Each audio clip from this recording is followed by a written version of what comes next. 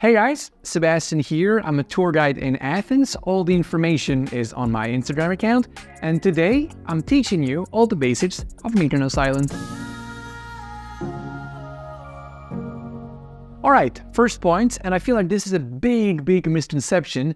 No, Mykonos is not just a party island. As a matter of fact, the vast majority of people going there don't want to party. I wanted to make this clear right away because I meet so many people at my tours in Athens who tell me they decided to skip Mykonos because they're not party people. But this is a bit of a mistake because Mykonos has amazing things to offer and partying is not that much of a big deal there. Alright, let's have a look at the map of Greece now. Mykonos is located here, half an hour away from Athens by plane, around 3 hours away with a fast ferry, or 5 hours with a slow one. And if you're coming from Santorini, you won't find any direct flight, nor slow ferries. You will only find fast ferries, and those take around 2 hours. Mykonos is amazing for 3 things.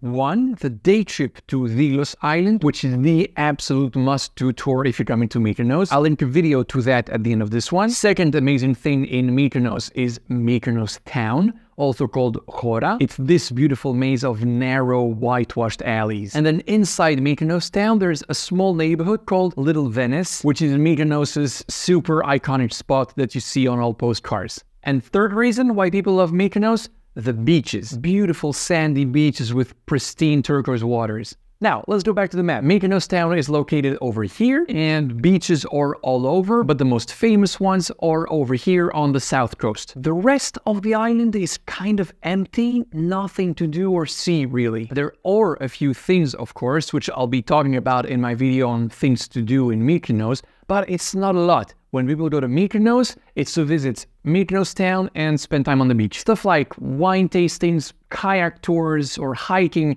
that's all in Santorini, that's not in Mykonos. Oh, and by the way, it's a very small island. It only takes 25 minutes to drive from one side to the other. Now, Mykonos has the reputation of being stupidly expensive, and I kind of want to nuance that. Yes, you will find many articles online of tourists complaining they had to pay hundreds and hundreds of euros just for a few drinks, but that's only at a few beach bars on the fancy beaches and nowhere else. Other than that, prices are pretty normal. A pita in Mykonos town will be around 5 euros. A meal at a restaurant will be 25, 30 euros. Sure, it's a bit more than in Athens, but it's definitely not the nightmare prices everyone's talking about. And regarding those very expensive beach bars, there are a few simple techniques to avoid getting ripped off, and I explain all of it in my video on Mykonos' best beaches, which will be aligned shortly. Another very important thing to know about Mykonos is the wind. If you've watched my Santorini videos, you know that I constantly warn you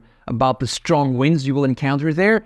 Well, Mykonos is even worse. You might remember this graph from my Santorini videos, and I explain how the Aegean Islands are very windy during the summer because of these weather patterns above Greece and Turkey. Well, Mykonos is here at the absolute bottleneck of the whole thing. Now, as long as you're inside Mykonos town, you won't feel a thing because the houses are protecting you.